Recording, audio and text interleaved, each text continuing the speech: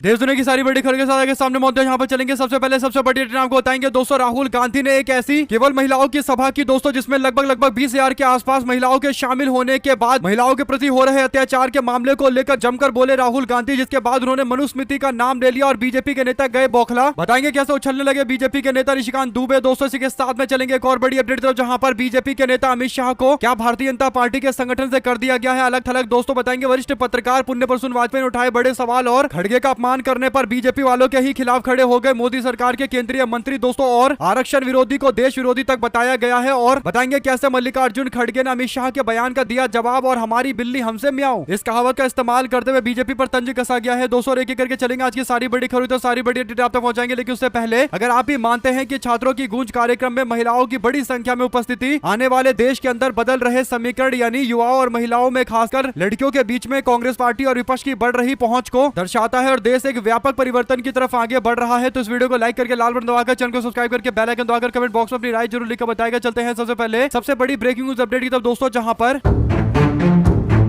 महाराष्ट्र के पुणे में राहुल गांधी के छात्रों की गूंज कार्यक्रम को लेकर बड़ी अपडेट सामने आती है दोस्तों। लेकिन उससे पहले एक बड़ी अपडेट यह है कि पुण्य प्रसून वाजपेयी वरिष्ठ पत्रकार की तरफ से भारतीय जनता पार्टी राष्ट्रीय पदाधिकारियों की बैठक के बाद जो तस्वीरें सामने आई है दोस्तों, यानी हर कार्यक्रम के बाद जो अंतिम में तस्वीर होती है जिसमें सारे बड़े नेता मौजूद रहते हैं, सारे बड़े राष्ट्रीय पदाधिकारी मौजूद रहते हैं, तो इस बार जो तस्वीर खिंचवाई गई है दोस्तों, उस तस्वीर में कहीं दूर दूर तक अमित शाह दिखाई नहीं दे रहे, यानी दूरबीन लगाने के बाद भी दिखाई नहीं दे रहे। और इस पर पुण्य प्रसून वाजपेयी ने कहा कि पहली बार शाह गायब है और ये वाकई चौंकाने वाली बात है कि अमित शाह बीजेपी के राष्ट्रीय पदाधिकारियों की बैठक के बाद खिंचवाई गई इस तस्वीर से कहां गायब है दोस्तों, बल्कि पूरे कार्यक्रम में मौजूद नहीं थे। इस पर भाजपा के समर्थक कहने लगे कि अमित शाह तो गोरखा सांसदों से और विधायकों से मुलाकात करने के लिए सिलीगुड़ी में मौजूद है, जबकि अमित शाह का ये कार्यक्रम एक राजनीतिक कार्यक्रम था दोस्तों, जो एक दो दिन आगे भी किया जा सकता है। इसके बावजूद भारतीय जनता पार्टी के सबसे हाई प्रोफाइल अभी हाल फिलहाल के अंदर ही नई जो नियुक्त टीम हुई है दोस्तों, उस टीम की बैठक राष्ट्रीय पदाधिकारियों की बैठक में अमित शाह की मौजूदगी नहीं दिखना इस बात के संकेत देता है कि कहीं ना कहीं अमित शाह को बीजेपी के लोग जानबूझकर साइडलाइन कर रहे हैं दोस्तों, और कोशिशें कर रहे हैं कि अमित शाह दिखाई ना दे, क्योंकि अमित शाह जहां दिख जाते हैं वहां विरोध शुरू हो जाता है। और कांग्रेस के लोगों ने अमित शाह के खिलाफ जिस तरीके का माहौल बना रखा है दोस्तों, अमित शाह के इस्तीफे की मांग लगातार की जा रही है, कहीं ना कहीं बीजेपी वाले भी अमित शाह को मंच देने से कतरा रहे हैं। अगर आप भी मानते हैं कि अमित शाह के नाम पर भारतीय जनता पार्टी के अंदर खुद का विवाद चल रहा है, क्योंकि अमित शाह ज्यादातर गुजरात के नेताओं को आगे बढ़ा रहे हैं दोस्तों, इससे बीजेपी के जो अन्य राज्य के नेता है वो काफी नाराज रहते हैं और कांग्रेस पार्टी को ये सारी बातें पता है, इसीलिए अमित शाह को जानबूझकर निशाने पर लिया जा रहा है और इसीलिए अमित शाह से अब कन्नी काटती हुई बीजेपी दिखाई देने लगी है। पुण्य प्रसून वाजपेयी ने भी इस पर सवाल खड़े किए, आपकी क्या राय है लिखकर जरूर बताएगा। चलते हैं एक और बड़ी अपडेट दोस्तों, जहां पर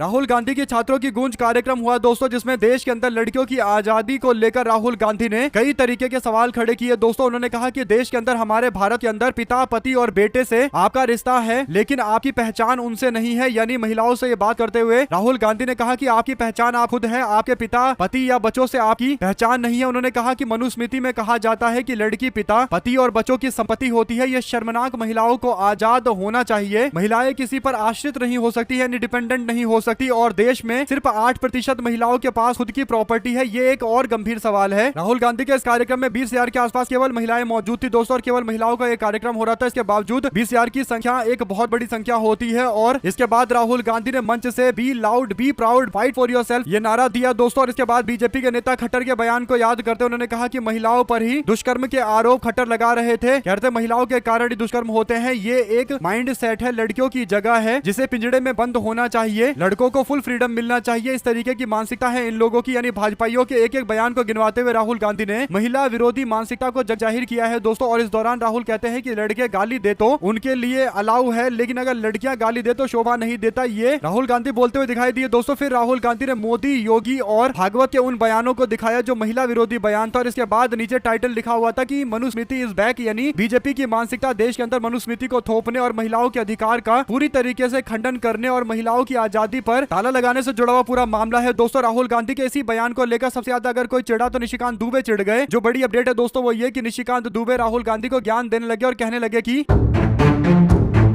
मनुस्मृति पढ़ना आपसे ना हो पाएगा राहुल गांधी जी। ये श्लोक मनुस्मृति का है, पढ़िए, समझिए, बोलिए। अंग्रेजी भाषा के कारण आपको भारत का वेद पुराण ग्रंथ रामायण महाभारत कुछ नहीं आता है। यत्र नारी पूज्यस्ते रमन्ते तत्र देवता, where women are respected god resides, यानी जहाँ महिलाओं का सम्मान होता है वहाँ पर देवी देवता रहते हैं। और इसके बाद वो दूसरा श्लोक लिखते हुए कहते हैं कि यत्रे तास्तु न पूज्यन्ते सर्वास्त्रा फलः क्रिया, यानी जहाँ महिलाओं का सम्मान नहीं होता वहाँ पर अच्छे काम करने से भी फल नहीं मिलते। हालांकि दोस्तों बीजेपी के नेता केवल 2 ही श्लोक दे पाए। इसके बाद लोगों ने लिस्ट दे दी श्लोकों की जहां पर हर तरीके के विवाद सामने आए हैं मनुस्मृति के अंदर। चाहे राहुल गांधी जो बात बोल रहे हैं दोस्तों वो चैप्टर 9 के अंदर तीसरा श्लोक है और इसी तरीके से राहुल गांधी की बातें सबके सब श्लोक के आधार पर बोली गई है दोस्तों। और एक दो नहीं, ऐसे दर्जनों श्लोक है जिसमें महिलाओं को लेकर हीन भावना प्रकट की गई है और BR अम्बेडकर से लेकर बड़े बड़े लोग इस पर बहस कर चुके हैं दोस्तों। लेकिन बीजेपी के नेता को लगता है कि राहुल गांधी ने बोला है तो कुछ गलत बोला होगा। इस पूरे मामले पर आपकी क्या राय है दोस्तों, कमेंट बॉक्स में लिखकर जरूर बताएगा। चलते हैं एक और बड़ी अपडेट की तरफ, जहां पर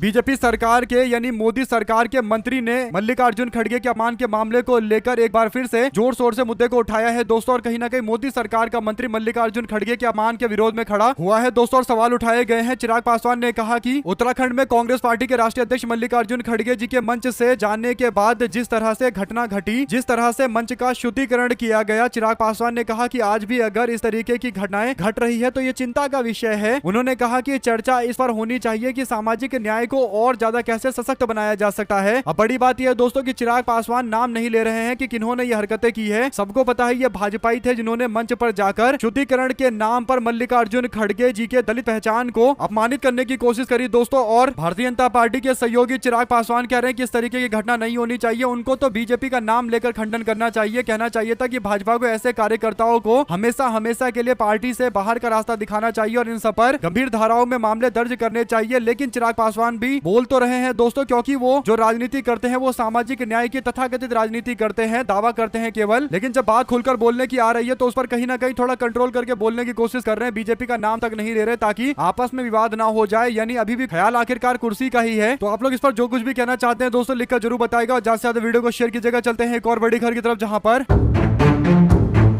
मल्लिकार्जुन खड़गे ने अमित शाह को सही एकदम करारा जवाब दिया है दोस्तों। अपडेट यह है कि स्वतंत्रता दिवस के मौके पर वंदे मातरम को लेकर कांग्रेस पार्टी के नेताओं का एक वीडियो क्लिप वायरल होता है। उसके बाद दावा किया जाता है कि कांग्रेस पार्टी के नेत्री सोनिया गांधी जी ने वंदे मातरम का अपमान कर दिया है दोस्तों। इस बात को लेकर अमित शाह दावा करते हैं कि कांग्रेस पार्टी वंदे मातरम का सम्मान नहीं कर रही, कांग्रेस पार्टी राष्ट्र विरोधी हरकतें कर रही है। इसके बाद दोस्तों कांग्रेस के नेता मल्लिकार्जुन खड़गे ने कहा कि वंदे मातरम को लेकर जो विवाद बीजेपी के लोगों ने छेड़ा है, ये जो वंदे मातरम नहीं गाते हैं वे देशद्रोही होते हैं। ये जो बातें ये लोग बोल रहे हैं, भाजपा वाले बोल रहे हैं, तो मैं उनसे कहना चाहता हूं कि देशद्रोही तो वही लोग होते हैं जिन्होंने ब्रिटिश सरकार के गुलाम बने रहने का फैसला लिया था। यानी हमने गुलामी से उनको बाहर निकाला। भारतीय राष्ट्रीय कांग्रेस के राष्ट्रीय संघर्ष के कारण देश को आजादी मिली। ये बात पत्थर पर लिखी लकीर की तरह है दोस्तों। और इसी बात का जिक्र करते हुए मल्लिकार्जुन खड़गे कहते हैं कि हमने इनको गुलामी से आजादी दिलाई, आजादी हमने दिलवाई और तुम भाजपा वालों लोकतंत्र में ठहर ठहर कर मंत्री बनो, मुख्यमंत्री बनो, प्रधानमंत्री बनो। और ये हक किसने दिलाया? हमने दिलाया तुमको। हमने आजादी दिलवाई, हमने तुम्हें मंत्री और विधायक और मुख्यमंत्री और प्रधानमंत्री बनने का अधिकार दिलवाया। ये ऐसा हो गया है कि हमारी बिल्ली हमसे ही म्याऊं कर रही है। इस पर वहां पर मौजूद कार्यकर्ता जोर जोर से ठहाके लगाने लगे दोस्तों। यानी भारतीय राष्ट्रीय कांग्रेस के राष्ट्रीय अध्यक्ष मल्लिकार्जुन खड़गे मौका नहीं छोड़ रहे हैं बीजेपी पर निशाना साधने का दोस्तों। यानी बीजेपी वालों को एक बार सोचना चाहिए कि भारतीय राष्ट्रीय कांग्रेस 1885 में बनी थी दोस्तों और 1885 के बाद 142 साल भारतीय राष्ट्रीय कांग्रेस के हो रहे हैं दोस्तों। और 1885 में बना कांग्रेस का संगठन धीरे धीरे करके विस्तार पाता है और देश के आंदोलन को एक नई तरीके की दिशा देता है। और भारतीय राष्ट्रीय कांग्रेस के झंडे तले ही देश का आजादी का मुस्तकबिल लिखा गया दोस्तों। लेकिन अब हकीकत यह है कि बीजेपी वालों को लगता है कि भारतीय राष्ट्रीय कांग्रेस देशद्रोही है। यानी सोचिए कि मल्लिकार्जुन खड़गे जो बोल रहे हैं कि हमारी बिल्ली हमसे म्याऊं, यानी हमने आजादी दिला दी और ये हमसे ही म्याऊं कर रहे हैं, हमको ही देशद्रोही बता रहे हैं। यानी उल्टी ही गंगा बह रही है साथ साथ।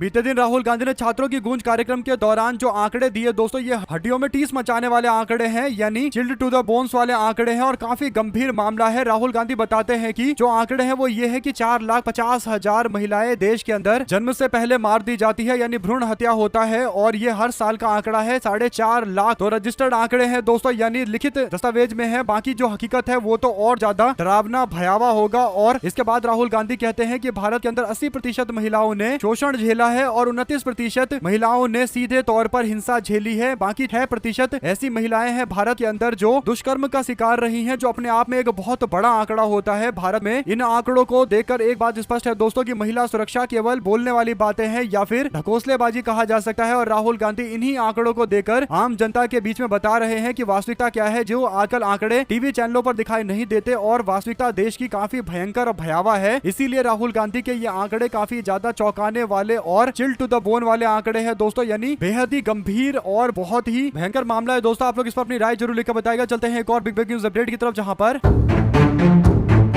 दिल्ली के जंतर मंतर पर शुक्रवार को बड़ी संख्या में सवर्ण समाज यानी जनरल कैटेगरी के लोग जाति आधारित आरक्षण के खिलाफ प्रदर्शन करते हुए नजर आए। इस प्रदर्शन को लेकर मोदी सरकार के वरिष्ठ मंत्री रामदास अठावले ने शनिवार को सवर्ण समाज के इन लोगों को देशद्रोही शब्द से संबोधित किया दोस्तों। और इस आंदोलन को लेकर अब सवाल किया गया है कि इस पर उनकी क्या राय है। तो केंद्रीय मंत्री रामदास अठावले ने कहा कि मुझे लगता है कि आरक्षण खत्म करने का कोई भी अधिकार किसी को नहीं है, ये संवैधानिक अधिकार है। और बाबा साहब भीमराव अम्बेडकर ने संविधान में अनुसूचित जाति और अनुसूचित जनजाति के लिए आरक्षण की व्यवस्था करने की कोशिश की थी और ओबीसी के लिए आरक्षण वीपी सिंह की सरकार के नेतृत्व में हुआ था। इसके बाद अब इस पर यह बहस करना कि हमें ये आरक्षण चाहिए या नहीं चाहिए, या फिर इसका रिवीजन होना चाहिए, दोबारा से पुनर्विचार होना चाहिए, ये अपने आप में एक बेईमानी है और ऐसा करने वाले लोग देशद्रोही हैं। उन्होंने कहा कि मोदी सरकार ने जनरल कैटेगरी के ईडब्ल्यूएस कैटेगरी में यानी आर्थिक रूप से कमजोर वर्ग के लोगों को 10% आरक्षण देने का ऐलान किया था। तो हर जाति को आरक्षण मिलना चाहिए, आरक्षण खत्म करने का अधिकार किसी का नहीं है, ये संवैधानिक अधिकार है और ऐसी मांग करने वाले राष्ट्रद्रोही लोग हैं। साथ ही इन लोगों पर कड़ी से कड़ी कार्रवाई की जानी चाहिए। इस बीच शनिवार को उत्तर प्रदेश के डिप्टी सीएम ब्रजेश पाठक ने आंदोलनकारियों की अगुवाई करने वाले हर्ष दुबे और कुछ लोगों से बात की दोस्तों, यानी बीजेपी के जो उप मुख्यमंत्री हैं उत्तर प्रदेश के, वो उन लोगों से मुलाकात कर रहे हैं जो कहते हैं कि आरक्षण की समीक्षा होनी चाहिए। और ये लोग कई सारे तो जंतर मंतर पर आरक्षण खत्म करने की बातें कर रहे हैं। तो इसका मतलब बीजेपी का उप मुख्यमंत्री इनकी बातों, उनके विचारों को समर्थन करता है। तो ऐसे में दोस्तों भारतीय जनता पार्टी आरक्षण समीक्षा का समर्थन करने वाली पार्टी बन गई। तो बीजेपी को आधिकारिक तौर पर यह ऐलान करना चाहिए कि वो आरक्षण की समीक्षा का समर्थन करते हैं, ताकि उनको समझ में आ जाए कि इतना बोलने पर उनके साथ राजनीतिक तौर पर क्या होता है। क्योंकि 2015 के बिहार विधानसभा चुनाव में मोहन भागवत ने बोला था कि हम आरक्षण की समीक्षा करेंगे और उसके बाद चुनाव के नतीजे क्या थे आप लोग जानते हैं दोस्तों। तो बीजेपी के नेता दोनों नाव पर चढ़ने की कोशिश कर रहे हैं, यानी एक तरफ अपने आप को सवर्ण समाज का समर्थक भी बताने की कोशिश कर रहे हैं और कुछ लोगों से मुलाकात करते हुए उनकी मांग यानी आरक्षण की समीक्षा की मांग का समर्थन भी डिप्टी सीएम कर रहे हैं ब्रजेश पाठक। जबकि भारतीय जनता पार्टी आधिकारिक तौर पर बोल नहीं रही है कि वो आरक्षण की समीक्षा का समर्थन करती है, यानी दोनों तरीके से खेलना चाहते हैं दोस्तों, दोनों नाव पर एक साथ सवार रहना चाहते हैं। अगर आप भी मानते हैं कि ये साफ तौर पर सवर्ण समाज के लोगों को मूर्ख बनाने से जुड़ा हुआ मामला है और साथ ही साथ बहुजन समाज के लोगों के साथ भी भारतीय जनता पार्टी कार्ड खेल रही है और दोनों तरीके से ये कार्ड खेलकर बीजेपी को लगता है कि वो दोनों के वोट हासिल कर लेंगे। आपकी क्या राय है दोस्तों, लिखकर जरूर बताएगा। साथ ही साथ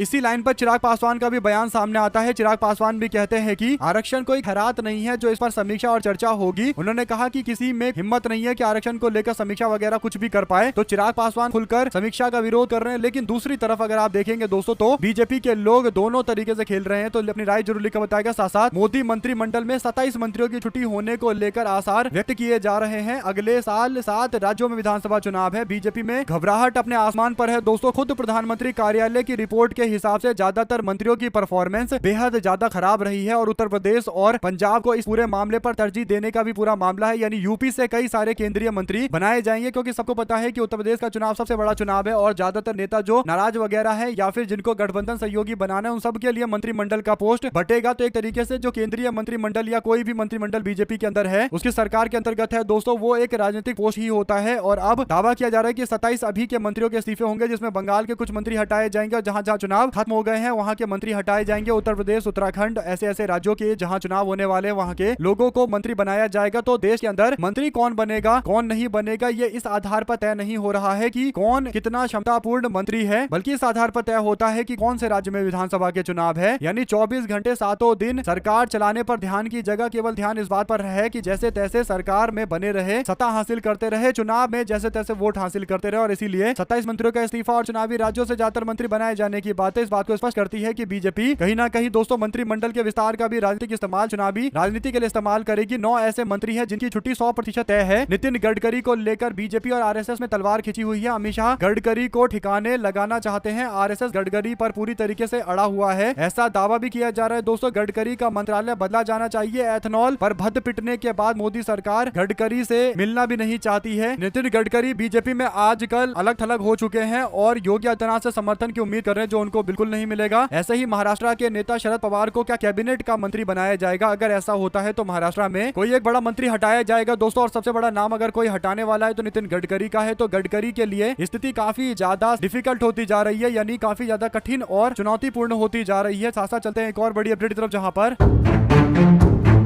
जयंत चौधरी को लेकर अखिलेश यादव ने एक शब्द का इस्तेमाल किया जिसे लेकर उत्तर प्रदेश के अंदर काफी चर्चाएं चल रही है। अखिलेश यादव ने चवन्नी को हमने रुपया बना दिया, ये बयान दिया था दोस्तों। ये बयान पश्चिमी उत्तर प्रदेश की पार्टी आरएलडी पार्टी के नेता जयंत चौधरी के लिए था दोस्तों। जयंत चौधरी क्योंकि शुरू में 2 चुनाव बुरी तरीके से हार गए, ये खुद इनके पिता भी चुनाव हार गए थे, यानी 2014 और 2019 के चुनाव में कोई अता पता नहीं था कि पश्चिमी उत्तर प्रदेश के अंदर आरएलडी पार्टी यानी राष्ट्रीय लोक दल नाम की कोई पार्टी भी एग्जिस्ट करती है, यानी कोई अस्तित्व भी है उनका। तो इसके बाद 2022 के चुनाव होते हैं तो अखिलेश यादव ने 33 सीटें देकर आरएलडी पार्टी को चुनाव लड़वाया, जिसमें से 9 सीटें जीत जाते हैं जयंत चौधरी उनकी पार्टी और 9 विधायक इनके बन जाते हैं। तो राज्य के अंदर तीसरे चौथे नंबर की पार्टी बन जाती है दोस्तों। ऐसे में जयंत चौधरी की पार्टी को संजीवनी देने का काम अगर किसी ने किया तो समाजवादी पार्टी ने किया दोस्तों। और ऐसा इसलिए किया क्योंकि मुलायम सिंह यादव और अजीत सिंह के बीच में काफी ज्यादा पुराने संबंध थे और अखिलेश यादव ने इसी बात को ध्यान में रखते हुए जयंत चौधरी को ज्यादा सीटें लड़ने के लिए दिया। लेकिन इसके बाद जयंत चौधरी ने क्या किया, 2024 के चुनाव से पहले पलटी मारकर भाजपा में चले गए दोस्तों। और जहां पर मुस्लिम मतदाताओं से वोट इन्होंने लिया था, यानी जाट और मुस्लिम समीकरण के आधार पर राजनीति करते आए हैं, और 2022 के चुनाव में इनको सपा से गठबंधन के कारण मुस्लिम समाज का जोरदार तरीके का समर्थन मिला, लेकिन बाद में इन्होंने पलटी मारकर भाजपा में जाने का फैसला लिया। इसी बात को लेकर अखिलेश यादव इनसे खफा रहते हैं, जुदा रहते हैं दोस्तों। और अखिलेश यादव ने इसीलिए जयंत चौधरी के लिए जिन शब्द का इस्तेमाल किया वो काफी ज्यादा मुश्किल शब्द थे दोस्तों। जयंत चौधरी को लेकर अखिलेश कहते हैं कि हमने तो चवन्नी को 1 रुपया बना दिया था, अब चवन्नी को रुपया बना दिया लेकिन वो चले गए, तो जयंत चौधरी पर निशाना था। और इसके बाद अब मायावती जी की तरफ से कहा गया कि जयंत चौधरी को चवन्नी बोलना ये पूरे जाट समाज का अपमान है, तो अखिलेश यादव को पूरे जाट समाज से माफी मांगनी चाहिए। हालांकि दोस्तों ये जाट समाज के नेता हैं, इस बात को लेकर भी चर्चा होनी चाहिए क्योंकि इन्होंने कुछ दिनों पहले ही एक बयान दिया था। इन्होंने कहा था कि मैंने जाटों का ठेका नहीं ले रखा है, यानी जाट समाज की पार्टी बताते हैं अपनी पार्टी को, लेकिन जब बात आती है समर्थन में खड़े रहने की तो कहते हैं कि मैंने जाट समाज के लोगों का ठेका नहीं ले रखा। जयंत चौधरी का ये बयान भी पुराना वाला लोग वायरल कर रहे हैं और पूछ रहे हैं कि जब कोई व्यक्ति खुद ही बोल रहा है कि मैं जाट समाज का ठेका लेकर नहीं बैठा हुआ हूं तो फिर इनको जाट समाज का नेता कैसे बोले। और दूसरा ये कि जो माफी की बात की जा रही है अखिलेश यादव से, वो माफी क्यों मांगा जाए? अगर आप भी मानते हैं दोस्तों कि जयंत चौधरी को आगे बढ़ाने में जो सबसे बड़ा योगदान समाजवादी पार्टी का रहा है, उस योगदान के आधार पर तो समाजवादी पार्टी को इतना हक बनता है कि वो चवन्नी और रुपया बोल सके। हालांकि इसे अपमान के तौर पर भाजपा वाले देख रहे हैं या फिर यूं कहिए कि आरएलडी वाले देख रहे हैं। आप लोग इस पर अपनी राय जरूर लिखकर बताएगा। साथ ही साथ बालोदा बाजार के अंदर फर्जी ट्रांसफर ऑर्डर केस मामले में बीजेपी के नेताओं पर एफआईआर दर्ज किया गया। 4 गिरफ्तार और पार्टी ने 2 पदाधिकारियों को हटाया है। सरकारी अधिकारी के फर्जी हस्ताक्षर से ट्रांसफर आदेश तैयार करने का आरोप है दोस्तों। पलारी पुलिस ने जांच करना शुरू कर दिया है। ये पूरी अपडेट छत्तीसगढ़ से जुड़ा हुआ है, जहां पर बालोदा बाजार जिले के अंदर पलारी में कथित फर्जी ट्रांसफर आदेश का मामला आया है। आरोप है कि सरकारी अधिकारियों के फर्जी हस्ताक्षर सिग्नेचर का इस्तेमाल करके एक कर्मचारी का ट्रांसफर आदेश जारी किया गया था, उसे असली सरकारी आदेश बताकर कार्यालय में जमा कर दिया गया। मामले में पुलिस ने 4 लोगों को एफआईआर करने के बाद गिरफ्तार किया है, यानी फर्जी तरीके से सिग्नेचर कर करके ट्रांसफर पोस्टिंग कर रहे थे दोस्तों, यानी पैसा जो ऐंठने का एक तरीका होता है वो तरीका अपना रहे थे। आप लोग इस पर क्या कुछ कहना चाहते हैं लिखकर जरूर बताएगा। साथ ही साथ झारखंड के गिरिडीह के अंदर बीजेपी के लोग हंगामा करने लगे दोस्तों और मुख्यमंत्री हेमंत सोरेन का पुतला फूकने की कोशिश करने लगे। गिरिडीह में एक बार फिर से हंगामा हुआ। प्रशासन के लोगों ने कहा कि आप पुतला दहन नहीं कर सकते और इसको लेकर हंगामा भी हुआ। बीजेपी के कार्यकर्ताओं ने हेमंत सोरेन का पुतला दहन करने से रोके जाने का विरोध किया दोस्तों। दोनों पक्ष में जमकर नोकझोंक हुई है। ऐसे में अगर आप देखेंगे भाजपा शासित राज्यों के अंदर तो वहां पर पुतले फूके जाते हैं तो फिर पुलिस वाले आकर पुतला छीनकर भाग जाते हैं और कहीं ना कहीं मामले भी कई जगह दर्ज कर दिए जाते हैं दोस्तों। लेकिन झारखंड के अंदर जब ऐसा किया जा रहा है तो भाजपा वाले बवाल कर रहे हैं, यानी बीजेपी का कहना यह है कि जहां उनकी सरकार है वहां पर कृपया नरेंद्र मोदी, अमित शाह और ऐसे बीजेपी के टॉप नेताओं के पुतले दहन नहीं किए जाने चाहिए, पुलिस उनको रोकेगी। लेकिन अगर मामला झारखंड या फिर विपक्ष शासित राज्यों का है तो वहां पर बीजेपी वालों को करने का अधिकार होना चाहिए, यानी दोहरे मापदंड है दोस्तों और दोहरे तरीके के चरित्र को दिखाकर उम्मीद कर रहे हैं कि लोग इनको दोहरे चरित्र पर समर्थन करेंगे, सम्मान करेंगे। 2 शब्द जरूर लिखकर बताएगा इस पूरे मामले पर। साथ साथ चलते हैं एक और बड़ी अपडेट की तरफ, जिसमें गाजियाबाद के अंदर बड़ी कार्रवाई हुई है। गैंगस्टर एक्ट में बीजेपी के नेता की कंपनी की 20 करोड़ की जमीन को कुर्क कर दिया गया है दोस्तों। गाजियाबाद के मोटा गांव के अंदर जिला प्रशासन ने बीजेपी के नेता केडी त्यागी की 20 करोड़ रुपए की जमीन को कुर्क कर दिया है और ये अपने आप में एक बहुत बड़ा मामला है। बेनाम पाने के बाद ये कार्रवाई की गई है। कंपनी में कार्यरत एक महिला कर्मचारी निशी त्यागी को अधिकृत किया गया था। बेनामी पर हस्ताक्षर थे। ये महिला कर्मचारी केडी त्यागी की रिश्तेदार बताई जा रही है। तो ऐसे में भाजपा के नेता जो बीजेपी के अंदर काम कर रहे थे दोस्तों, ये बीजेपी में काम करने वाला व्यक्ति गैंगस्टर एक्ट में दबोचा जा रहा है। और आप लोग समझ सकते हैं कि कैसे कैसे लोग भाजपा में काम कर रहे हैं दोस्तों। और उसके बाद जब सवाल उठाया जाता है तो कहते हैं कि बीजेपी संस्कारी लोगों की पार्टी है। सोचिए दोस्तों, गैंगस्टर एक्ट में बीजेपी के नेता की कंपनी की 20 करोड़ रुपए की जमीन को कुर्क किया जा रहा है, वो भी भाजपा सरकार कर रही है। इसके बावजूद मानने को तैयार नहीं है कि भाजपा में एक से बढ़कर एक खतरनाक अपराधी बैठे हुए हैं। साथ ही साथ अखिलेश यादव कहते हैं कि आम आदमी की जेब पर दिन प्रतिदिन बोझ बढ़ता जा रहा है। मुनाफाखोरी की नीतियों का खामियाजा आखिरकार जनता ही क्यों भुगते? पेट्रोल में एथेनॉल के नाम पर और चीनी में बढ़ती कीमतों के जरिए आम आदमी की जेब पर बोझ डालना बंद करना चाहिए। जनता को राह चाहिए। मुनाफाखोरी बंद हो और बंद होनी चाहिए। साथ ही साथ जनता चोरी के मामले को लेकर फैजाबाद के वकीलों ने चेतावनी जारी की है दोस्तों। चंपत राय, अनिल मिश्रा, गोपाल राव पर केस दर्ज नहीं हुआ तो आंदोलन करेंगे। बार एसोसिएशन के अध्यक्ष कलिका प्रसाद मिश्रा ने कहा कि शिकायत पर अब तक प्राथमिकी दर्ज नहीं की गई है। चंपत राय और अनिल मिश्रा और गोपाल राव को मुख्य आरोपी बताया गया है। तो आप लोग इस पूरे मामले पर जो भी राय है दोस्तों लिखकर जरूर बताएगा। ज्यादा से ज्यादा वीडियो को शेयर कीजिएगा। बहुत बहुत धन्यवाद। जय हिंद, जय भारत।